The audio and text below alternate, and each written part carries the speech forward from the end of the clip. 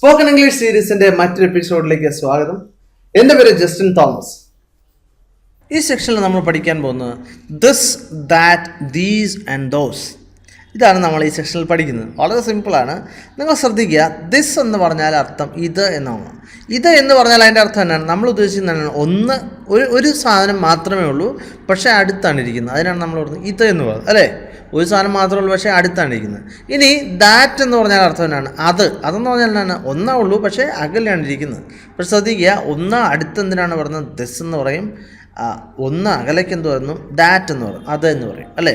ഇനി ഇതൊക്കെ എന്ന് പറഞ്ഞാൽ നമ്മൾ അടുത്താണ് ഇരിക്കുന്നത്, അല്ലേ? അപ്പോൾ ഒന്നിൽ കൂടുതലുള്ള എന്തെങ്കിലും സാധനങ്ങൾ, അതായത് നമ്മളിത് പ്ലൂറലിനാണ് ഇത് ഉപയോഗിക്കുന്നത്. ഒന്നിൽ കൂടുതലുള്ള പ്ലൂറലിന് കൂടിയാണ് ഉപയോഗിക്കുന്നത്. നിങ്ങൾ ശ്രദ്ധിക്കുക, ദീസിൻ്റെ അർത്ഥം എന്നാണ്? ഇവ അല്ലെങ്കിൽ ഇതൊക്കെ ഒന്നിൽ കൂടുതലുണ്ട്, അതായത് രണ്ടോ അതിൽ കൂടുതലോ അടുത്താണെന്നുണ്ടെങ്കിൽ എന്ത് പറയാം? ദീസ് എന്ന് പറയും. ഇനി ദോസ് എന്ന് പറഞ്ഞാൽ എന്തൊക്കെയാണ്? അതൊക്കെ എന്ന് പറഞ്ഞാൽ എന്താണ്? ഒന്നിൽ കൂടുതലാണ്, പക്ഷേ നമ്മുടെ അടുത്തല്ല, അകലെയാണ് ഇരിക്കുന്നത്, അല്ലേ? അതാണ് നമ്മൾ പറഞ്ഞത് എന്ത്? ദോസ് എന്ന് പറയുന്നത്. ഇനി നിങ്ങൾക്ക് മനസ്സിലായിട്ടില്ല എന്നുണ്ടെങ്കിൽ ഞാനൊരു ചെറിയൊരു പിക്ചർ വെച്ച് നിങ്ങൾക്ക് ഒന്നുകൂടെ കാണിച്ചു തരാം. ശ്രദ്ധിക്കുക. ദിസ് എന്ന് പറഞ്ഞാൽ ഇവിടെ കൊടുത്തിരിക്കുന്നത് കൈ ചൂണ്ടിരിക്കുന്നു, ഒരെണ്ണം മാത്രം അടുത്ത്, അല്ലേ? ദിസ്. ഇനി ദാറ്റ് നോക്കിയാൽ മുകളിലേക്ക് നോക്കി, സൈഡിലേക്ക് ശ്രദ്ധിച്ച്, ദാറ്റ് എന്താണ്? ദാറ്റ് അകലെയാണ്, ഒരെണ്ണം മാത്രമേ ഉള്ളൂ, ദാറ്റ്. ഇനി ശ്രദ്ധിക്കുക, ദീസ് എന്ന് പറഞ്ഞാൽ അടുത്താണ്, പക്ഷേ എത്ര ഉണ്ട്? ഒന്നിൽ കൂടുതലുണ്ട്, ദീസ്. ഇനി ഇവിടെ ദോസ് കൊടുത്തിട്ടുണ്ട്. ദോസ് എങ്ങനെയാണ്? സെയിം ആയിട്ടാണ് കൊടുത്തിരിക്കുന്നത്. ദോസ് എന്താണ്? ഒന്നിൽ കൂടുതലുണ്ട്, അകലെയാണ് ഇരിക്കുന്നത്, അതിനാണ് ദോസ് എന്ന് പറയുന്നത്. അപ്പോൾ നിങ്ങൾക്കിത് മനസ്സിലായെന്ന് കരുതുകയാണ്. ഇനി നിങ്ങൾക്ക് ഇതിൻ്റെ അകത്ത് ഒരു കാര്യം കൂടെ മനസ്സിലായി. ദിസും ദാറ്റും സിംഗുലറാണ്, അല്ലേ? ഒരെണ്ണമാണ്, ഒന്നെന്നുള്ളതാണ് സിംഗുലറിൻ്റെ അർത്ഥം. ദോസും ദീസും എന്താണ്? പ്ലൂറലാണ്, അല്ലേ? നമ്മൾ പഠിച്ചതാണ്, സിംഗുലർ പ്ലൂറൽ പഠിച്ചതാണ്. ഇല്ല എങ്കിൽ തീർച്ചയായിട്ടും നിങ്ങളിതൊക്കെ പഠിക്കണം. ഇനി ശ്രദ്ധിക്കുക ചില ഉദാഹരണങ്ങൾ.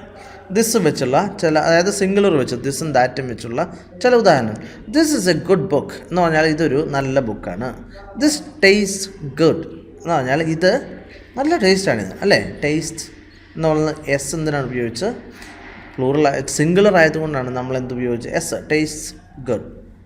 ഐ ലവ് ദിസ് കറി എന്ന് പറഞ്ഞാൽ എനിക്ക് ഈ കറി ഇഷ്ടപ്പെട്ടു. ഈ ലവ് എന്ന് പറഞ്ഞാൽ അതിന് പ്രേമം എന്നുള്ള മാത്രമൊന്നും അല്ല അർത്ഥം.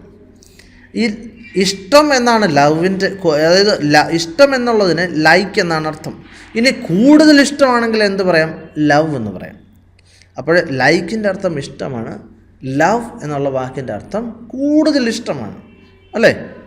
അതാണ് ലവ്. അപ്പം നിങ്ങൾക്ക് എന്തെങ്കിലും കാര്യങ്ങൾ ഭയങ്കര ഇഷ്ടമാണ്, നിങ്ങൾ പറയാം എനിക്ക് മാങ്ങ ഭയങ്കര ഇഷ്ടമാണ്, ഐ ലവ് മാംഗോസ് എന്ന് നമുക്ക് പറയാം. അല്ലെങ്കിൽ I love this curry. This is my wife Treesa. ഇതെൻ്റെ ഭാര്യയാണ്, എൻ്റെ തൊട്ടടുത്ത് നിൽക്കുക, അതാണ് ദിസ് എന്ന് പറഞ്ഞാൽ അടുത്താണ്. This is my wife Treesa. ഇതെൻ്റെ ഭാര്യ ട്രീസയാണ്. ഇനി ദിസ് ഇസ് എ ബുക്ക്. ഇതൊരു ബുക്കാണ്.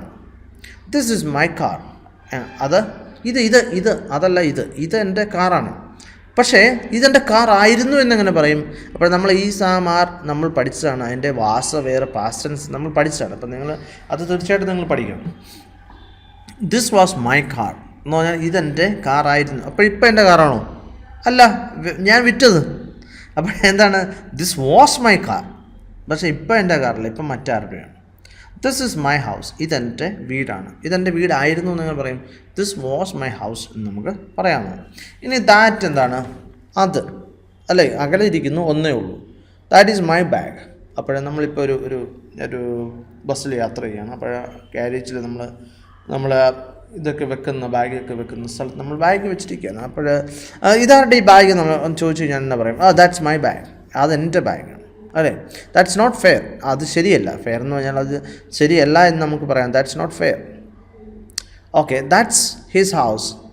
ഇതെന്താണ്? അത് അവൻ്റെ വീടാണ്. അവൻ്റെ വീടാണ്.